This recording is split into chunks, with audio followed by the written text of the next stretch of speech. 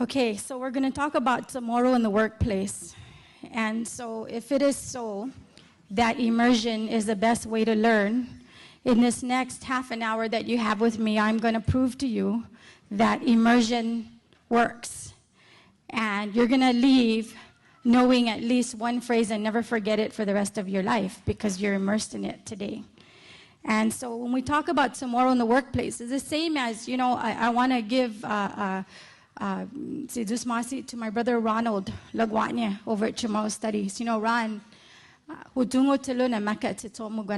know, we talk about Chamorro Studies, we talk about Hurrah Academy, we talk about the University of Guam with Peter and Adera, and the Chamorro teachers, Manilu and Imeshan Chamorro. My brothers and sisters, you cannot depend just on us Chamorro teachers to teach the language. You must start at home and do it yourselves. And if we need to start at home to do it, there's only so many Chamorro teachers around, and I know we carry a lot of weight because there's always funding problems, there's always time issues, there's always a lot of constraints that we're trying to learn language in a very abnormal environment. Language is supposed to be learned at home from when you're growing up, your own native tongue, at least from what I understand. And so because of our history and where we're at now, we must begin to collect ourselves as a people and tell ourselves that we can't just talk about it anymore. We need to begin with me. We can't go out and preach that we're going to practice culture and not learn language because they have to be connected. They have to be connected. And where do we spend most of our time during the day, guys? At work. At work.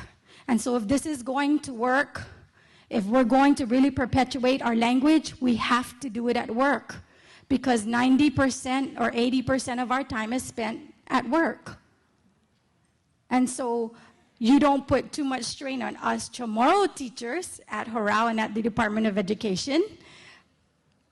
You guys can actually help yourselves. There's still many, many Chamorros that can speak the language that are right around you. Ask them, how do you say this? How do you say that? And they'll tell you. And I know we have many differences in language and how you say this and how you spell that, but you know what? For the most part, we all have the same language and we can all understand each other. So let's just get to using it and forget about the differences of, you know, whether it's spelled like that or like this, and just, there's a bigger picture to accomplish, brothers and sisters. Manilu mas megay para ta compli kini edi para ta atani diferensya. And so let's begin at the workplace. That's where we're at every day. You know, we forget as employers, those of you that are companies here or organizations and government of Guam even, Joseph,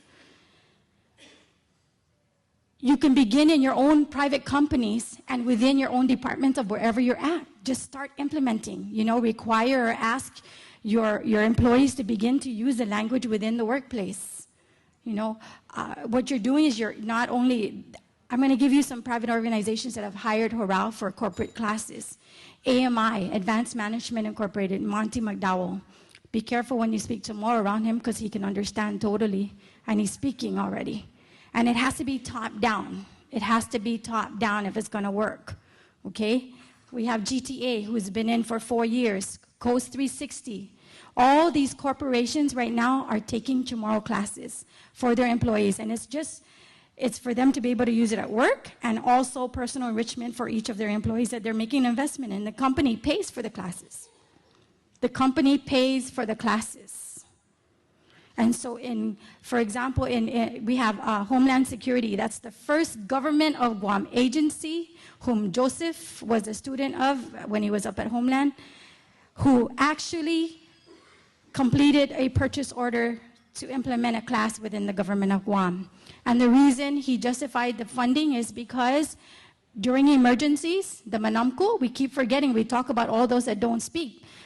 But we have the Manamko who don't even understand very much English and don't know how to speak to you when there's an emergency, if there, you know, something happens.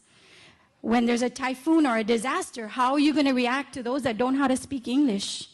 You know, the Manamko that are out in the ranch and they're not here, or they're living, you know, out in those areas where it's hard to reach. How do we communicate with them and save them? Okay? So it's not just luxury to learn our language. There's a need. There's still a dire need, not just for self-identity, but for our elders who still speak. We tend to forget them. They themselves forget to continue to speak our language to us, but let's help them. They're not to blame, right? We say, oh, my mom and dad didn't speak to us.